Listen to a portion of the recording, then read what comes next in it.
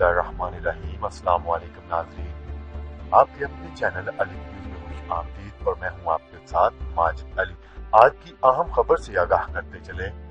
امریکی صدر Donald Trump نے ترکی کو سب سے بڑی خوشخبری سنا دی۔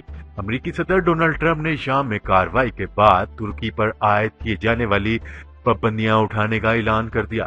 امریکی صدر ڈونلڈ ٹرمپ نے ایک پریس کانفرنس سے خطاب میں ترکی پر عائد پابندیاں اٹھانے کا اعلان کیا۔ انہوں نے شمالی شام سے امریکی فوج کے انخلاء کے حوالے سے کہا کہ خون کے داغوں سے بھرے صحرا میں کسی اور کو لڑنے دیں۔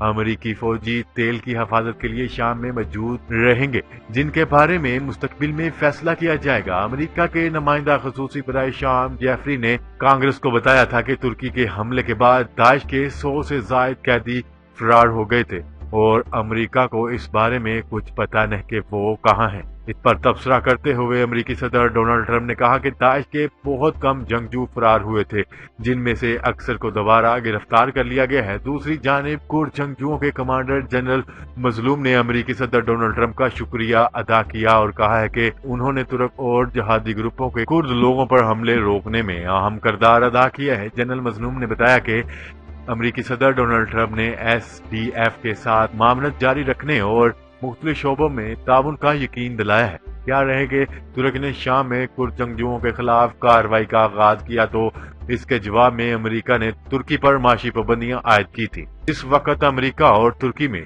جنگ بندی کا معاہدہ طے پایا تھا۔ اس وقت صدر ڈونلڈ ٹرمپ نے اعلان کیا تھا کہ ترکی پر مزید پابندیاں عائد نہیں کی جائیں گی اور پہلے سے لگی ہوئی پابندیاں بھی جلد اٹھائی جائیں گی۔ ناظرین، دنیا بھر کی خبروں سے باخبر رہنے کے لیے الف نیوز کو سبسکرائب کر لیں اور بیل آئیکن کو کلک کرنا نہ بھولیے گا تاکہ ہر آنے والی نئی خبر بآسانی آپ تک پہنچ سکے۔ اب تک کے لیے اتنا ہی، مزید خبریں لے کر بہت جلد آپ کی خدمت میں حاضر ہوں گے۔ تب تک کے لیے اپنا خیال رکھیے گا۔ اللہ نگہبان۔